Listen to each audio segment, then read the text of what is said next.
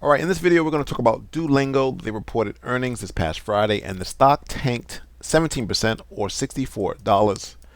This is despite the company beating on sales for the fourth quarter. However, earnings missed expectations. And although sales beat for the quarter, Q4, the growth of sales was a lot slower. In addition, they wasn't too positive on the sales for 2025. And as a result, the stock is off the recent highs established at $440, is down nearly 30%. Now, the best levels are yet to come, so stay tuned. We'll go over those. However, let's get into the results now. So Duolingo stock fell 14%, despite having beat an analyst forecast for Q4 sales the night before. TheFly.com notes that Duolingo's 210 million in Q4 sales exceeded the 206 million in sales Wall Street expected.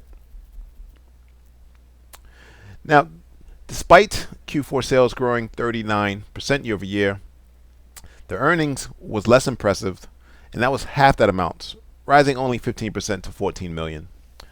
On 50 million diluted shares outstanding, that works out to 28 cents per share, which is less significant than the $9 per share that Yahoo Finance said Wall Street was expecting. Now that's the bad news. What about the good news? The good news is that the full year earnings at Duolingo were 89 million or 450% increase year over year.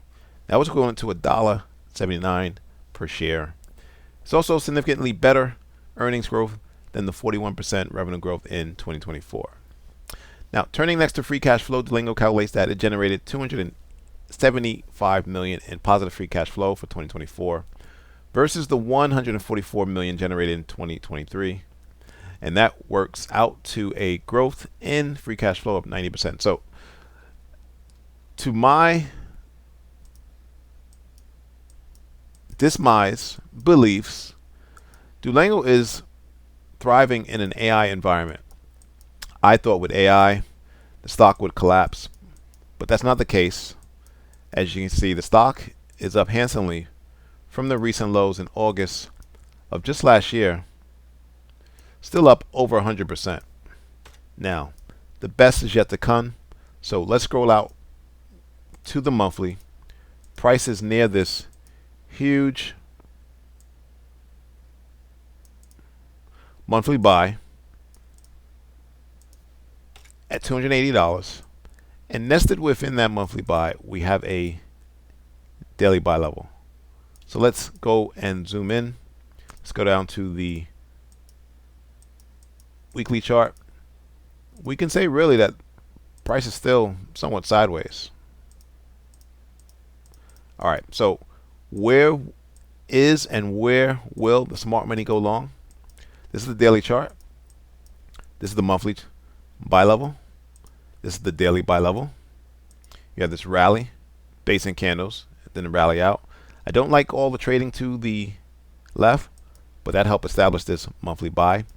You do have another beautiful level, daily level, at $240. And so, depending on your conviction, you're either going to go long as price comes into the zone, or if you're conservative, you want to wait for price to base and give you an indication that price wants to go higher in the form of a W pattern, in the form of liquidity grab before prices move higher. You can't go wrong, nevertheless, anywhere between about 260 and 290. Look for price to eventually fill the gap at 375-ish this year. Thanks for watching. Subscribe. Please like the video.